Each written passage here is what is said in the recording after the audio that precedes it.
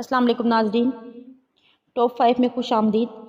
آج میں آپ لوگوں کو ایک انتہائی نیک دل انسان، اللہ ان کو کروٹ کروٹ جنت نصیب کرے، کی آخری وصیت کے بارے میں بتاؤں گی، جن کا نام خرم مراد ہے۔ بہت سارے لوگ ان کو اسی نام سے جانتے ہیں۔ ان کی وصیت کیا تھی جانتے ہیں۔ ان کی وصیت کے جو 5 اہم پوائنٹ تھے نا، وہ سن کر آپ لوگ کافی بہتر محسوس کریں گے اور کافی اچھا محسوس کریں گے اور کافی آپ کے علم میں اضافہ ہوگا۔ انہوں نے کہا، مجھ سے جدائی پر تمہیں جو رنج و غم ہوگا، اس کا مجھے بخوبی اندازہ ہے۔ انہوں نے اپنے عزیز و اقارب، اپنی اولاد کو مخاطب کر کے یہ وصیت لکھی۔ جتنی محبت ہوتی ہے اور تعلق ہوتا ہے، اتنا ہی جدائی پر رنج و غم زیادہ ہوتا ہے۔ تم کو مجھ سے جس قدر محبت ہے، اس میں مجھے کوئی شبہ نہیں، اس لیے تمہیں جس قدر رنج و غم ہے، اس میں بھی مجھے کوئی شبہ نہیں۔ اس بارے میں چند باتیں سامنے رکھو اور ان پر عمل کرو۔ اللہ تعالیٰ اس معاملے کو تمہارے لیے اور میرے لیے ابدی خیر و برکت کا ذریعہ بنا دے گا۔ تمہیں اپنی کیفیات پر قابو پانے میں بھی مدد ملے گی۔ نصیحت نمبر 1، دل کا غم اللہ کی اس رحمت کی برکت ہے جو اس نے تمہارے دل میں رکھ دی ہے۔ دل کی رقت اور آنکھوں کے آنسو بھی اس رحمت کا فیضان ہے۔ اس غم کو اور اس نمی کو اللہ کا عطیہ سمجھو۔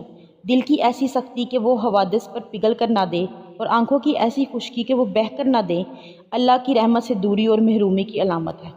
اس بات کو اچھی طرح یاد رکھنا، یہ مرہم کا کام بھی کرے گی، سہارے اور اجر کا باعث بھی بنے گی۔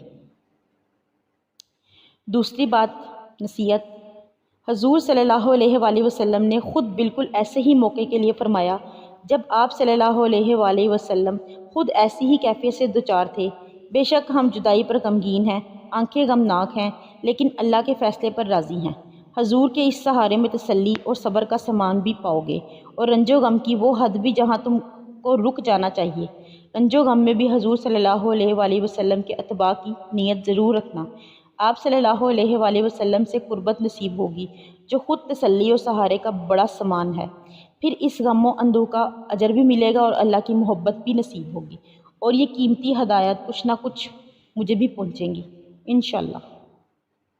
تیسری نصیحت جو انہوں نے کی، جو چیزیں اللہ کو پسند نہیں، ان کو ناراض کرتی ہیں، انہیں بھی یاد رکھنا اور ان سے بچنا۔ یہ باتیں ایمان کے منافی ہیں۔ دل اور آنکھ تمہارے اختیار میں نہیں، ان کو روکنا اور تھامنا ضروری نہیں، بلکہ یہ کیفیت اللہ کا عطیہ ہے۔ لیکن زبان کو تھامنا ضروری ہے، اور یہ تمہارے اختیار میں ہے۔ کوئی ایسی بات منہ سے نہ نکلے جو رضا بالقضا کے خلاف ہو، جزا و فضا نہ ہو، گلہ نہ ہو، یاس و حسرت نہ ہو۔ یہی روش تمہاری طرف سے میرے لیے سب سے پہلا بیش قیمت ہدیہ ہوگا، جو ان کٹھن مقامات پر میرے بہت کام آئے گا، جن سے آنکھ بند ہوتے ہی مجھے دوچار ہونا پڑے گا، اور انشاءاللہ تمہارے لیے بھی بے معنی اور لا حاصل کلمات کے مقابلے میں یہ طرز عمل زیادہ سے زیادہ اجر کا باعث ہوگا۔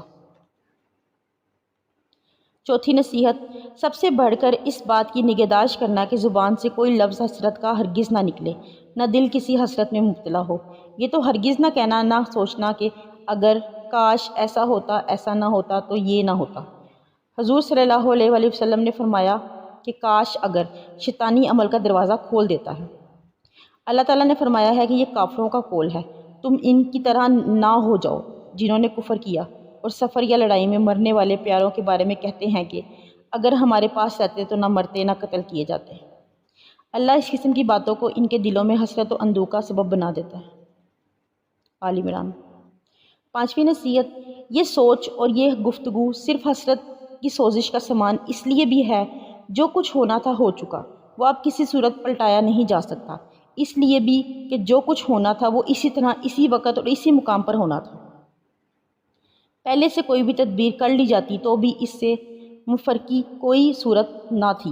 یہ دو باتیں اچھی طرح یاد رکھو گے تو رضا بالقضا کی عادی کیفیت تو حاصل ہو جائے گی۔ بار بار یاد کرنا، خود کو سب کو یاد دلانا کہ حکم، تدبیر اور تصریف صرف اللہ کے لیے ہے۔ ناظرین، اسباب جو نگاہوں سے نظر آتے ہیں اس کی تدبیر کا ذریعہ ہیں، اور جو اللہ کی معرفت سے تحت دامن ہے، اس کی نگاہ انہی اسباب میں اٹک جاتی ہے۔ یہ اسباب اس کے اور رب کے درمیان حجاب بن جاتے ہیں۔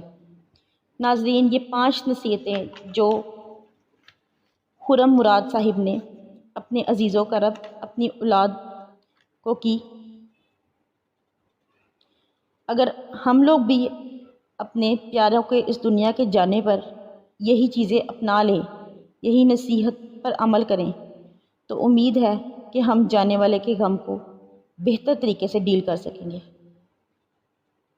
اللہ سب کو نیکی پہ چلنے کی توفیق عطا فرمائے اور خاتمہ بالایمان کرے۔ اللہ حافظ۔